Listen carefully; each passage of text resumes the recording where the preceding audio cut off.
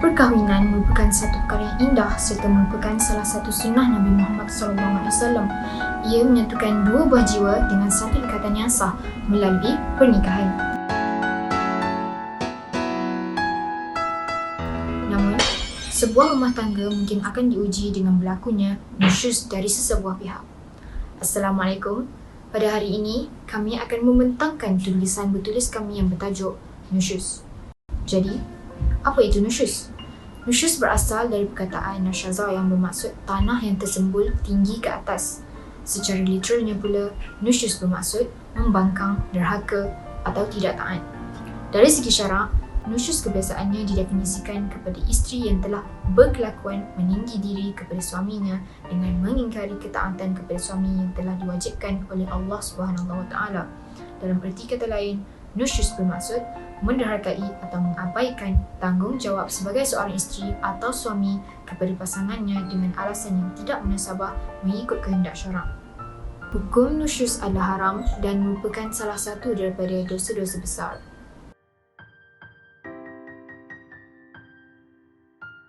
Punca berlakunya nusyuz adalah sebab pengabaian tanggungjawab yang telah diamanahkan dalam rumah tangga bukan sahaja dilakukan oleh si isteri, malah si suami juga turut akan dikatakan nusyuz sekiranya mengabaikan tanggungjawabnya sebagai suami terhadap isterinya. Menurut Al-Farad dan beberapa ulama fiqh dalam penulisan masing-masing di dalam mazhab Syafi'i, nusyuz terbagi kepada tiga, iaitu nusyuz suami, nusyuz isteri dan nusyuz suami isteri. Allah SWT telah memerintahkan agar para isteri tidak berlaku nusyuz terhadap suami seperti menderhakai dan bersikap angkuh dan memikul tanggungjawab yang perlu dilaksanakan mengikut hukum syarak. Nusyuz isteri bukan sahaja melalui percakapan, malah perbuatan juga. Antara nusyuz isteri melalui percakapan ialah bercakap kasar terhadap suaminya dan juga memburuk-burukkan nama keluarga suaminya tanpa sebab yang munasabah. Nusyuz isteri melalui perbuatan pula ialah menolak ajakan suami untuk melakukan hubungan seksual. Selain itu, keluar rumah tanpa kebenaran suami. Kebanyakan masyarakat kita masih beranggapan bahawa nusyuz hanya boleh berlaku pada si isteri saja, sedangkan suami juga akan turut dikatakan nusyuz sekiranya tidak menjalankan tanggungjawabnya sebagai seorang suami. Contohnya seperti tidak memberi nafkah zahir dan batin, mendera si isterinya, dan juga tidak berlaku adil terhadap isteri-isterinya sekiranya dia mempunyai isteri yang lain. Pembahagian nusyuz yang terakhir ialah nusyuz dari kedua belah pihak suami isteri. Penderhakaan, perpecahan, perselisihan faham dan interaksi yang buruk dari kedua belah pihak, baik dari suami maupun isteri, yang boleh membawa kepada persengketaan dan kehancuran rumah tangga. Hal ini boleh mengakibatkan kesan negatif yang tidak hanya terhadap suami, malah isteri juga. Namun, hal ini mungkin akan tersebar kepada keluarga belah isteri dan suami, anak-anak dan perbualan masyarakat.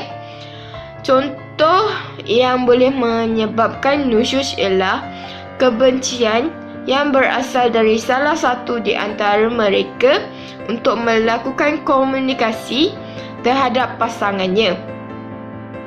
Kejadian digambarkan dalam bentuk penganiayaan yang dilakukan keduanya, seperti sombong terhadap suami dengan melawan perintah-perintahnya dan menolak permintaannya, serta isteri berusaha untuk keluar dari pengaruh suami.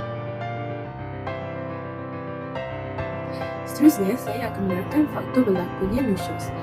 Terdapat pelbagai faktor dalaman dan luaran yang menyebabkan berlakunya nusyuz antara suami dan isteri.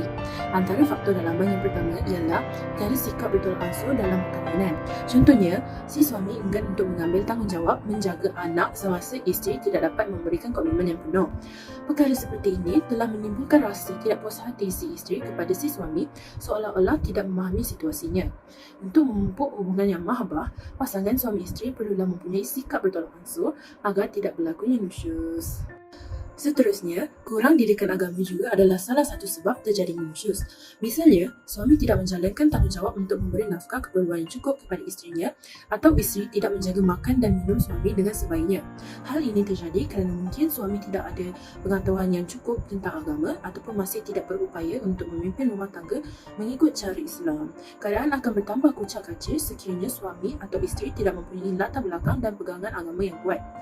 Ada juga pasangan yang tidak menemui jalan penyelesaian bagi masalah ini dan seterusnya mereka mengambil keputusan untuk berpisah. Faktor dalaman yang berikutnya ialah tidak wujud sikap hormat menghormati antara pasangan. Dalam sesebuah perkahwinan, perkataan hormat ini digunakan untuk suami dan isteri saling hormat menghormati dengan memberi ruang privasi atau menjaga tutur kata apabila berkomunikasi antara satu sama lain. Bukan itu sahaja, sikap menghormati ini sepatutnya ada bagi setiap pasangan yang sudah berkahwin untuk mengelakkan berlakunya nusyuz di kemudian hari. Selain itu, tekanan di tempat kerja juga antara penyebab terjadinya nusyuz. Mencari rezeki yang halal untuk diberikan kepada keluarga semestinya memandatkan bagi suami atau isteri.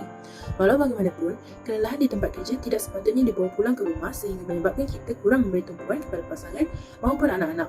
Jika ada masalah, jangan lepaskan kemarahan itu pada pasangan kerana ianya akan membuatkan hubungan menjadi renggang sekiranya terus dimarahi. Sekali, faktor luaran berlakunya nusyuz adalah percampuran tangan ahli keluarga yang keterlaluan. Percampuran tangan ini kebiasaannya melibatkan ahli keluarga terapat bagi suami maupun isteri. Ianya dibahagikan kepada dua bahagian iaitu percampuran yang positif atau negatif. Percampuran tangan yang positif biasanya ahli keluarga memberikan kata-kata semangat yang mendorong pasangan untuk berbaik. Bagi percampuran tangan yang negatif pula, ianya boleh merosakkan hubungan pasangan. Sebagai contoh, seorang isteri yang telah derhaka terhadap suami meminta pendapat keluarganya tentang keputusan yang wajar dibuat untuk selesaikan masalah. Tetapi, ahli keluarganya memaksa si isteri untuk meminta cerai pada si suami dengan segera dan menghasut supaya tidak menyelamatkan perkahwinan itu. Contoh seperti inilah yang menunjukkan bahawa percampuran tangan keluarga boleh memberi kesan yang besar kepada faktor berlakunya nusyuz dalam perkahwinan. Seterusnya, langkah-langkah dan adab mendidik isteri. Yang pertama, memberi nasihat dan bimbingan kepada isteri. Suami tidak dibolehkan untuk menghebohkan aib isteri yang berlaku nusyuz. Seharusnya, suami menasihati isteri dengan kata-kata yang lemah lembut dan baik. Suami juga boleh mengingatkan isteri tentang tanggungjawab seorang isteri dan mengingatkan isteri tentang kemurkaan Allah terhadap orang-orang yang melakukan nusyuz serta akibat dari perbuatan nusyuz si isteri yang membolehkan suami untuk tidak memberi nafkah kepada isteri sehinggalah isteri kembali taat kepada suami. Langkah yang kedua adalah meninggalkan isteri bersendirian di tempat tidur. Suami boleh meninggalkan isteri atau memisahkan isteri di tempat tidur atau tidak menyetubuhi isteri semasa isteri melakukan nusyuz. Ini bertujuan untuk membiarkan isteri dapat berfikir secara rasional tentang perbuatannya yang salah. Namun, diingatkan kepada para suami untuk tidak mengabaikan isteri melebihi daripada 3 hari. Ini bertepatan dengan hadis riwayat Abu Ayyub Al-Ansari. Rasulullah SAW bersabda, tidak harus bagi seorang Muslim tidak bertegur sapa dengan saudaranya melebihi daripada 3 hari. Hadis riwayat Muslim. Langkah yang ketiga adalah memukul isteri dengan pukulan yang memadai. Sekiranya dengan menasihati isteri dengan kata-kata yang lemah lembut dan memisahkan tempat tidur tidak dapat menyedarkan isteri tentang perbuatan nusyuznya, maka si suami dibolehkan untuk memukul isteri, namun hanya dengan pukulan yang memadai yang bertujuan untuk mendidik isteri. Namun dinasihatkan supaya suami tidak memukul di kawasan kecantikan atau kawasan lemah seperti muka, perut dan juga dada bagi mengelakkan berlakunya kecacatan atau kematian. Dan juga suami tidak boleh memukul isteri dengan peralatan atau benda-benda yang keras seperti tukul kuku kambing, pisau atau tongkat. Langkah-langkah atau adab mendidik isteri. Yang keempat adalah saranan mengirim 2 orang pendamai, iaitu sebagai hakim.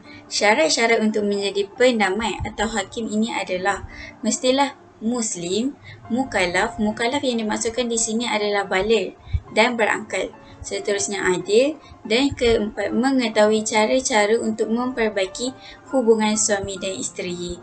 Dalam Islam dinasihatkan supaya dua orang pendamai ini diambil seorang daripada keluarga si suami dan seorang lagi daripada keluarga si isteri. Seterusnya, mari kita lihat perkara-perkara yang boleh dilakukan oleh seorang isteri apabila suaminya melakukan nusyuz. Yang pertama, menasihati dengan kata-kata yang lemah, lembut dan juga baik. Isteri boleh mengingatkan semula suaminya tentang tanggungjawab dan juga perintah agama yang perlu dilakukan oleh suami.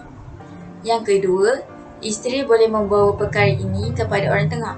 Orang tengah perlulah dipilih daripada kalangan ahli keluarga yang terdekat ataupun sahabat-sahabat yang terdekat yang mampu menyelesaikan masalah.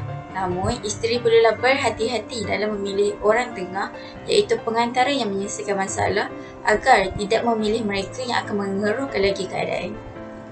Yang ketiga, jika dengan menasihati dan juga membawa perkara ini kepada orang tengah tidak dapat menyelesaikan masalah mereka, maka isteri boleh membawa perkara ini ke mahkamah syariah.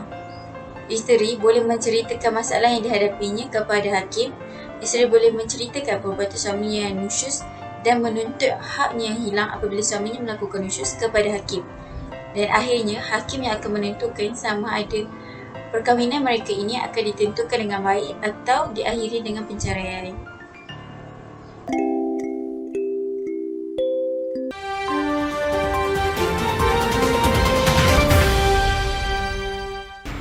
Assalamualaikum dan salam sejahtera. Seorang wanita telah tertangkap menyorok di dalam almari bagi mengelakkan dirinya dalam satu serbuan di Kedah baru-baru ini. Serbuan tersebut telah dilakukan oleh imam dan pegawai masjid Taman Selasih. Didapati bahawa mereka bersalah kerana berada di dalam sebuah rumah tanpa ada sebuah ikatan yang sah. Menurut orang awam, wanita itu sering keluar masuk rumah bujang tersebut dan lelaki itu pernah memuat naik tentang hubungan intimnya bersama wanita tersebut di laman sosial. Nabi SAW mengatakan Allah melaknat seorang wanita yang keluar dari rumah suaminya tanpa izin suaminya sampai dia kembali. Laknat ini diangkat berkah hidupnya. Jadi ibu-ibu jangan salah faham ya. Setelah menikah bukan lagi ayah atau ibu nomor satu. Suami. Harus suami. Nggak bisa. Maka, jelaslah wanita yang telah tertangkap itu nusyuz kerana tidak memelihara kehormatan dirinya sebagai seorang isteri. Wanita itu juga telah keluar rumah tanpa izin suaminya. Kesimpulannya, dalam Islam telah menggariskan pelbagai hukum dan adab dalam kehidupan berumah tangga untuk mengekalkan kesejahteraan dan keharmonian di antara suami dan isteri. Allah telah mensyariatkan kepada suami untuk mendidik isterinya dengan adab-adab dan cara-cara yang dibenarkan oleh syarak. Contohnya menasihati isteri dan memberikan bimbingan, meninggalkan isteri bersendirian di tempat tidur, memukul isteri dengan pukulan yang tidak bersangatan, saranan mengirimkan 2 orang pendamai iaitu hakim. Suami perlu jelas dan faham bahawa mensabitkan nusyuz kepada isteri bukanlah boleh dilakukan sewenangnya dan ia memerlukan prosedur dan pembuktian di mahkamah. Hal ini bertujuan untuk menghalang daripada sebarang penganiayaan dan kezaliman terhadap isteri. Apabila isteri telah kembali melaksanakan kewajipannya dengan mentaati suaminya seperti mana yang diwajibkan serta menjaga tingkah laku sebagai isteri dengan bertepatan dengan syarak. Suami tidak boleh menzalimi isterinya atau mendatangkan sebarang mudarat ke atasnya. Mencari keserasian di antara suami dan isteri bukanlah perkara yang mudah. Proses memahami, mengenal budi, menyerap kebaikan dan kelemahan setiap pasangan perlu dilakukan secara beransuran. Setiap pasangan perlulah sentiasa berikhtiar dan berusaha untuk mempertahankan mahligai kasih yang telah dibina bersama. Perkara terpenting untuk mempertahankan rumah tangga ialah hidup dalam suasana agama. Agama mestilah menjadi teras kepada perkahwinan.